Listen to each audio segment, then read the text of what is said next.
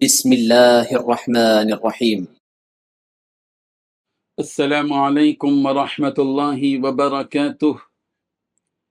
الحمد لله حمدا كثيرا طيبا مباركا فيه، والصلاة والسلام على سيد المرسلين محمد وآله وصحبه أجمعين، أما بعد.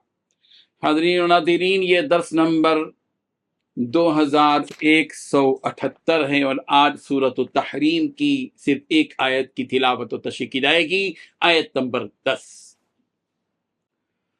اعوذ باللہ من الشیطان الرجیم، بسم اللہ الرحمن الرحیم۔ ضرب اللہ مثلا للذین کفروا امرأة نوح وامرأة لوط كانتا تحت عبدين من عبادنا صالحين فخانتاهما فلم يغنيا عنهما من الله شيئا وقيل ادخلا النار مع الداخلين۔ صدق اللہ العظیم۔ لفظی ترجمہ یوں ہے، ضرب اللہ، اللہ نے بیان فرمائی، مثلا ایک مثال، للذین، ان لوگوں کے لیے جنہوں نے کفروا، کفر کیا، امرأۃ نوح، نوح کی بیوی کی مثال، وامرأۃ لوط، لوط کی بیوی کی مثال، کانتا، وہ دونوں تھیں، تحت عبدینی، ہمارے دو بندوں کے زیر نکاح، من عبادنا، ہمارے بندوں میں سے، صالحین، جو دونوں نیک تھے، فخانتاہما، ان دونوں نے خیانت کی، ان دونوں کی، فلم یغنیا، پھر فائدہ نہ دیا ان دونوں نے، عنہما، ان دونوں کو، من اللہ، اللہ کے مقابلے میں، شیئن، کچھ بھی، وقیل، اور کہہ دیا گیا، ادخلا، تم دونوں کے دونوں داخل ہو جاؤ، النار، آگ میں، مع الداخلین، داخل ہونے والوں کے ساتھ۔ ترجمہ یوں، جن لوگوں نے کفر اختیار کیا ہے، اللہ ان کے لیے نوح کی بیوی اور لوط کی بیوی کو مثال کے طور پر پیش کرتا ہے۔ یہ دونوں ہمارے دو ایسے بندوں کے نکاح میں تھیں جو بہت نیک تھے، پھر انہوں نے ان کے ساتھ بے وفائی کی تو وہ دونوں اللہ کے مقابلے میں ان کے کچھ بھی کام نہیں آئے، اور ان بیویوں سے کہا گیا کہ دوسرے جانے والوں کے ساتھ تم بھی جہنم میں چلی جاؤ۔ اس آیت میں 4 باتیں بیان کی گئی ہیں۔ پہلی بات، جن لوگوں نے کفر اختیار کیا ہے، اللہ تعالیٰ ان کے لیے نوح کی بیوی اور لوط کی بیوی کو مثال کے طور پر پیش کرتا ہے۔ دوسری بات، یہ دونوں اللہ کے ایسے بندوں کے نکاح میں تھیں جو بہت نیک تھے۔ تیسری بات، انہوں نے ان کے ساتھ بے وفائی کی تو وہ دونوں انبیاء ان کے کچھ کام نہ آئے۔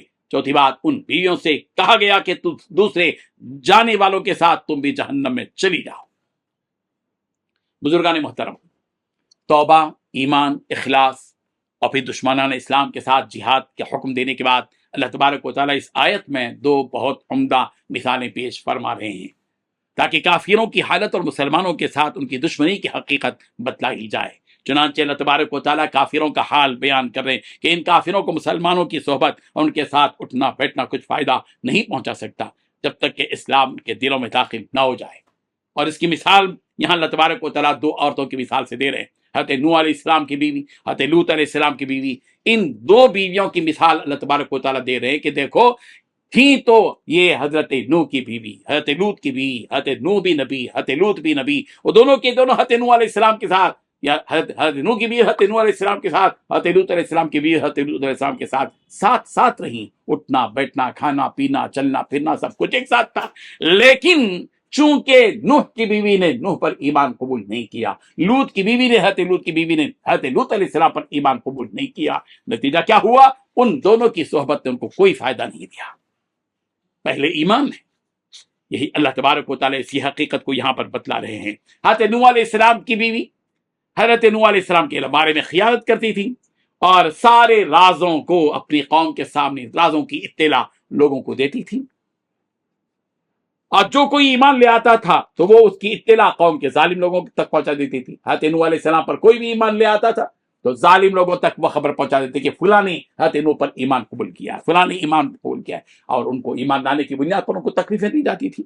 حضرت لوط علیہ السلام کی بیوی کا حال یہ تھا کہ جب بھی کوئی مہمان حضرت لوط علیہ السلام کے پاس آتا تو وہ اس کی اطلاع شہر کے ان بدماش لوگوں کو پہنچا دیتی تھی جو بدفعلی کے مرتکب تھے۔ اس کے بعد اللہ تبارک و تعالیٰ نے فرمایا کہ ان دونوں کی حرکتوں کی وجہ سے اللہ تبارک و تعالیٰ نے ان عورتوں پر جب اپنا عقاب اور عذاب نازل فرمایا تو وہ دونوں انبیاء اپنی بیویوں کو اللہ کے اس عذاب سے بچا نہ سکے، اور آخرت میں بھی جب ان سے کہا جائے گا کہ تم جہنم میں جانے والوں کے ساتھ جہنم میں داخل ہو جاؤ، حضرت نوح اپنی بیوی کو دوزخ میں جانے سے بچا نہیں سکیں گے، حضرت لوط علیہ السلام اپنی بیوی کو جہنم میں جانے سے روک نہیں سکیں گے۔ اس سے یہ بات معلوم ہوئی کہ کوئی اسے جہنم میں جانے سے بچا نہیں سکے گا جو مومن نہ ہو۔ ایمان شرط ہے دوزخ سے بچنے کے لیے، جنت میں جانے کے لیے ایمان شرط ہے، دوزخ سے بچنے کے لیے بھی ایمان شرط ہے۔ امام زحیلی علیہ الرحمہ نے فرمایا کہ اس مثال کے ذریعے ہو سکتا ہے اللہ تعالیٰ نے حضرت عائشہ حضرت حفصہ رضی اللہ عنہما کو بھی متنبہ کیا ہو کہ دیکھو جو کوئی نبی کی مخالفت کرتا ہے چاہے وہ اس کی بیوی ہی کیوں نہ ہو، ہم اسے سزا دیتے ہیں اور ہماری سزا سے اسے نبی بھی بچا نہیں سکتے۔ آپ دونوں نے بھی جو نبی کریم صلی اللہ علیہ وسلم کو ایذا پہنچانے کا کام کیا وہ بھی درست نہیں تھا، لہذا آپ اپنے رب سے معافی مانگ لو تاکہ وہ آپ کو بخش دے۔ بہرحال یہ وہ باتیں ہیں جو یہاں پر بیان کی گئی ہیں۔ اللہ تبارک و تعالیٰ ہم سب کو ایمان والی زندگی نصیب فرمائے، ایمان والوں کی صحبت ایسی نصیب فرمائے کہ ہم ایمان سے متاثر رہیں اور ایمان ہمارے دل کی گہرائی میں اور ہمارے رگ رگ میں داخل ہو جائے۔ وآخر دعوانا الحمد للہ رب العالمین۔